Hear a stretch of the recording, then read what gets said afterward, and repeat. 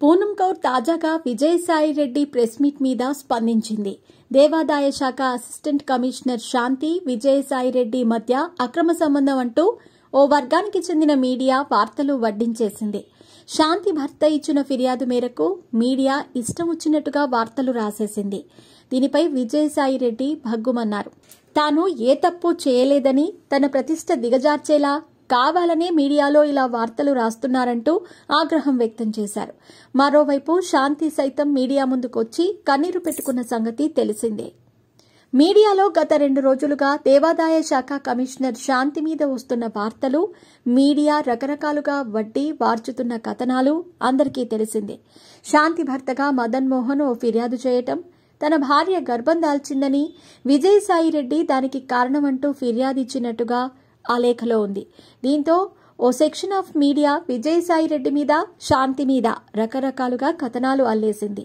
కానీ శాంతి మీడియా ముందుకు వచ్చి అన్ని విషయాల మీద క్లారిటీ ఇచ్చింది. మీడియా చేసిన పనికి కన్నీరు పెట్టుకుంది. మదన్ మోహన్తో ఎప్పుడో విడాకులయ్యాయని, సుభాష్ అనే వ్యక్తితో రెండో పెళ్లి జరిగిందని, తమ ఇద్దరికీ ఓ బిడ్డ పుట్టిందని శాంతి వివరించారు. కానీ మీడియా మాత్రం విజయసాయి రెడ్డితో అక్రమ సంబంధం అంటగట్టిందని, తమ బిడ్డ అక్రమ సంతానమని ముద్ర వేస్తోందని వాపోయారు. మీడియా ఇలా వ్యక్తిగత స్వేచ్ఛను, ప్రైవసీని హరించటం, వ్యక్తిత్వ హననం చేయటం సరికాదని కన్నీరు పెట్టుకున్నారు శాంతి. విజయసాయి రెడ్డి సైతం తాజాగా మీడియా ముందుకొచ్చారు. తన మీద ఇలాంటి అసత్య ప్రచారాలు చేసే వారిని వదిలిపెట్టనని అన్నారు. కావాలనే తన ప్రతిష్టను దెబ్బతీయాలని ఇలాంటి అబద్ధపు కథనాలు ప్రచారం చేస్తున్నారని మండిపడ్డారు. అయితే ఈ వ్యవహారం మీద పూనం కౌర్ స్పందించింది.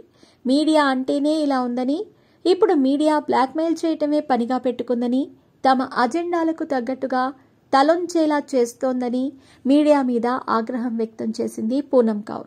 ఇలా మీడియా ముందుకు వచ్చి మహిళా అధికారి, గిరిజన మహిళకు అండగా నిలబడటాన్ని ప్రశంసిస్తున్నాను.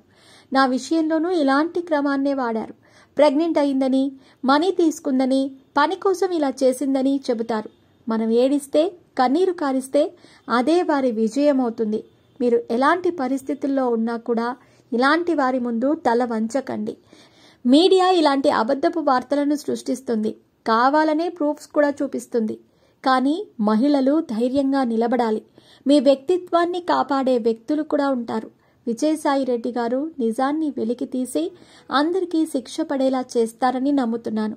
మీ వెంట నేనుంటా. మీరు ఈ పోరాటాన్ని వదిలిపెట్టకండి, ధైర్యంగా ఉండండి అంటూ పూనం కౌర్ ట్వీట్ వేసింది.